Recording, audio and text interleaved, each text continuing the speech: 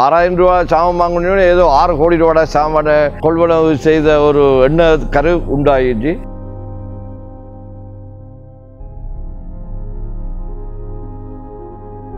வணக்கம் உறவுகளே.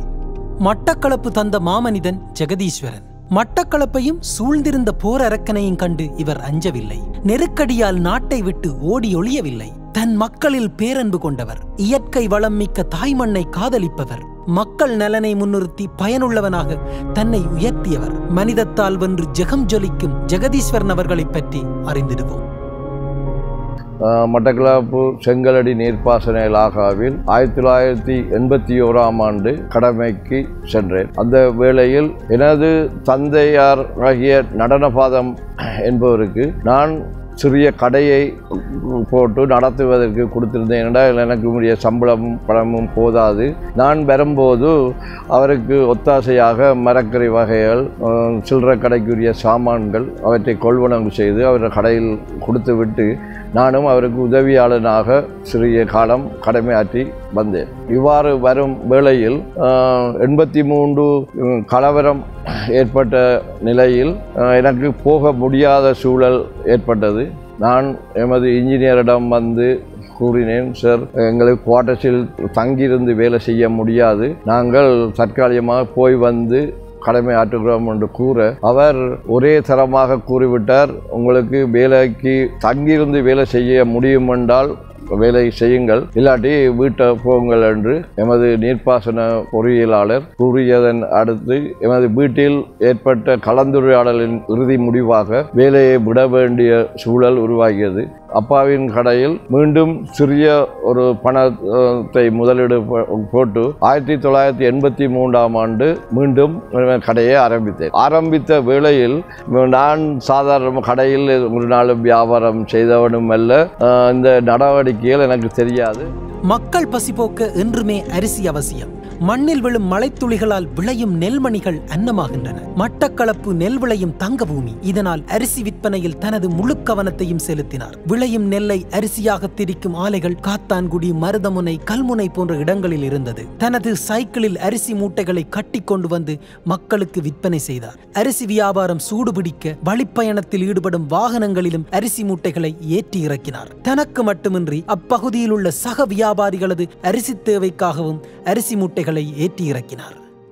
இவ்வாறு வேனில் ஏற்றப்படு வியாபாரம் செய்து கொண்டிருக்கின்ற சந்தர்ப்பத்தில் எமது அரிசி விநியோகம் செய்யும் மில் உரிமையாளர்களிடம் நெல் பற்றாக்குறை ஏற்படும் பொழுது அரிசி தட்டுப்பாடு ஏற்படும். இவ்வேளையில் எனக்கு ஒரு உத்வேகம் வந்தது. நாங்கள் இந்த நெல்லை நெல்லிருக்கும் இடத்தில் சென்று கொள்வனவு செய்து வந்து கொடுத்தால் அரிசி தருவார்கள் தானே என்ற உத்வேகத்துடன் அவர்களிடம் கேட்க அவர்களும் அவ்வாறு கூறினார்கள். சம்மந்துறை பொத்திவிலுக்கு நெல் இருக்குது, நீங்கள் நெல்லை கொண்டு வந்தால் நாங்கள் உங்களுக்கு அரிசி வேண்டிய அளவு தருவோம், அதே நேரத்தில் விலையும் குறைவாக தருவோம் என்று உற்சாகப்படுத்தினார்கள்.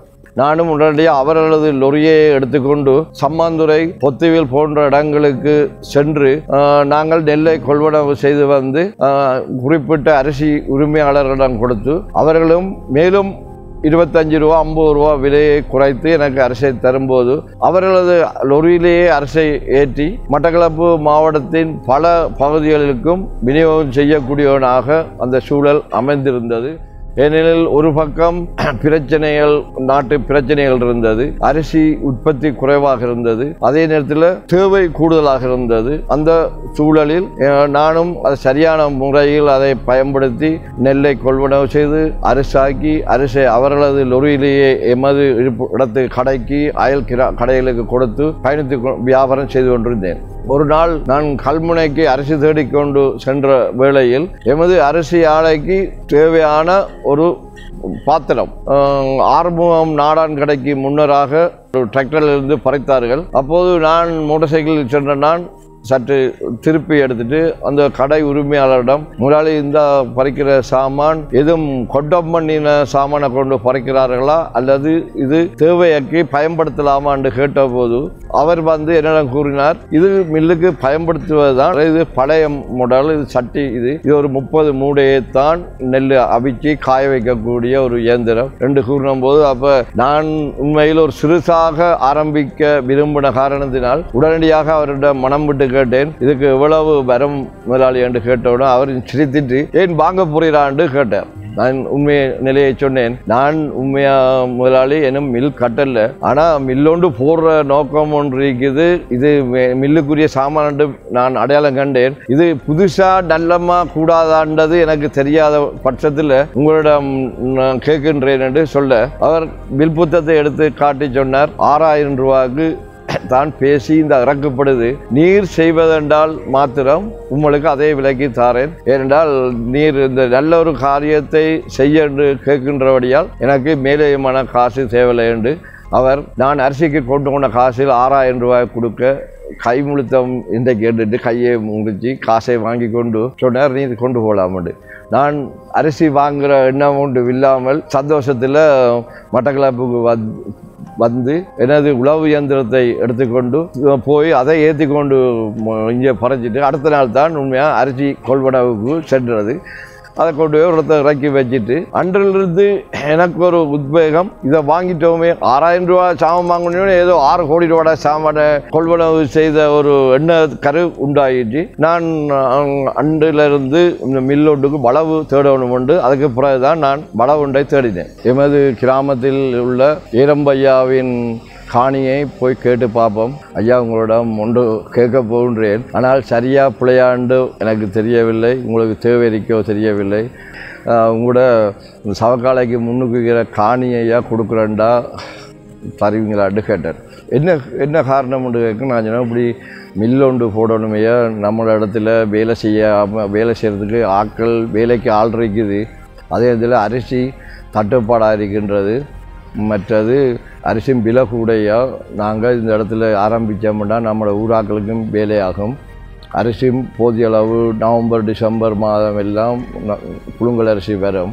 அடுத்ததாக எனக்கும் இந்த இடத்துலையே தொழிலாக வந்துடும் என்று சொல்ல அவர் அதுக்கு என்ன நீர் ஆரம்பிக்கும் உண்டு. உண்மையில் ஆரம்பிக்கும் என்று சொல்லக்குள்ள ஒரு சந்தோஷம். அடுத்த நிமிஷம் அதுக்கு ப்ரைஸை கேட்டு எவ்வளவு கேட்க வேணும் ஏன்னா கூட சொல்லிட்டேன்னு சொன்னால் ஓமென்று சொன்னதுக்கும் அர்த்தம் இல்லாமல் இருக்கும்.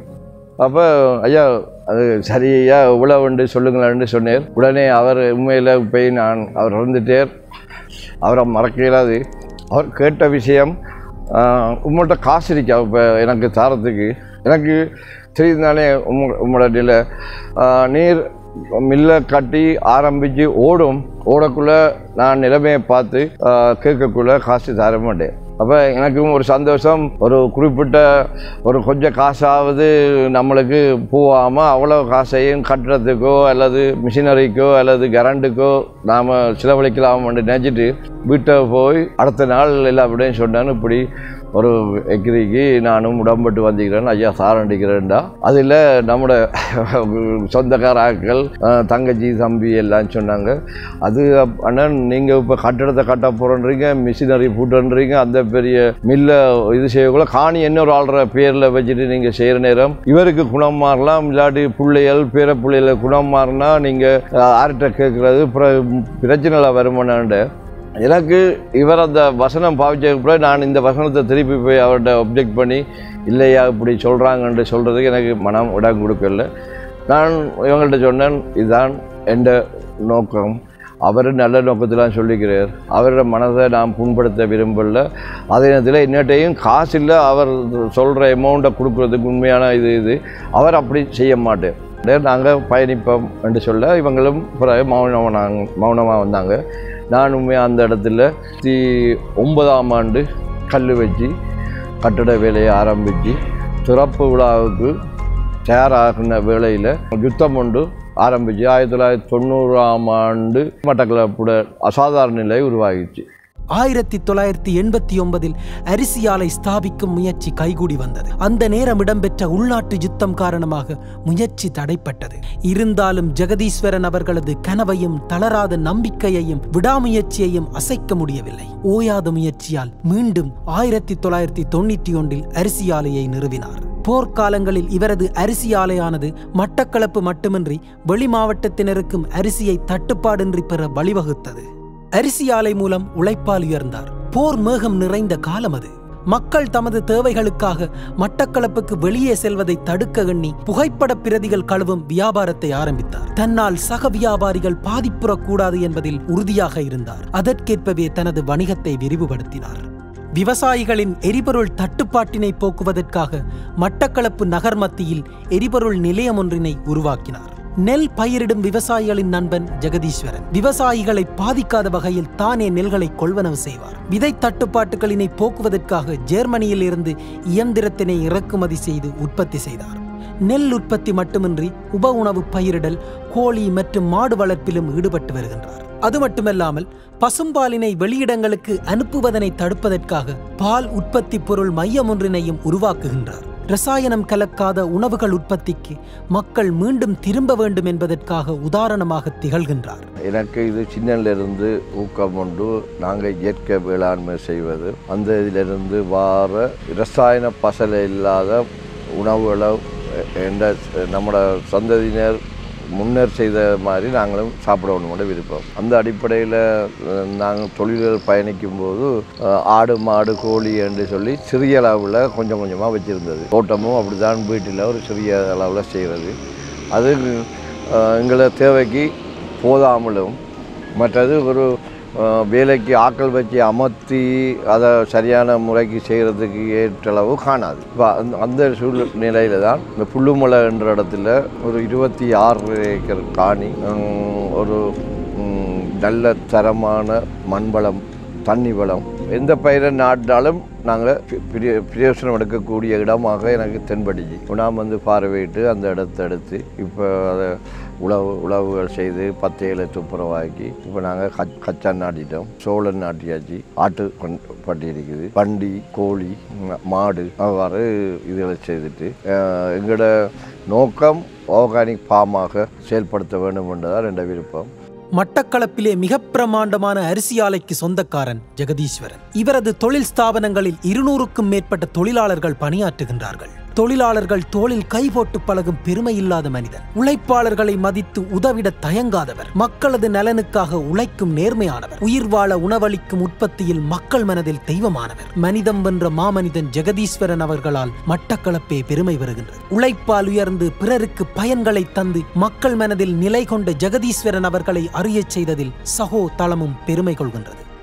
எனது வெற்றிக்கு காரணமாக இருப்பவர்கள் எனது சகோதரர்கள், அதற்கு மேற்படியாக எனது உறவினர்களை சொல்லலாம். அத்துடன் எனது நண்பர்களும் கூட எந்த டைமிலும் எனக்கு எந்த பிரச்சனை வரும்போதும் அவர்கள் உறுதுணையாக நின்றார்கள்.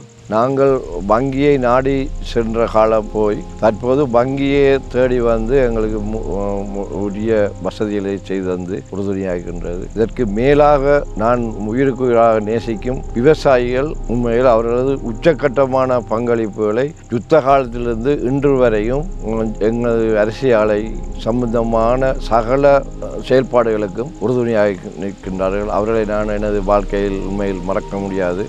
அவர்களுக்கு முதல் கடமைப்பட்டவனாக நன்றியை தெரிவிக்க வேண்டியவனாக இருக்கின்றேன்.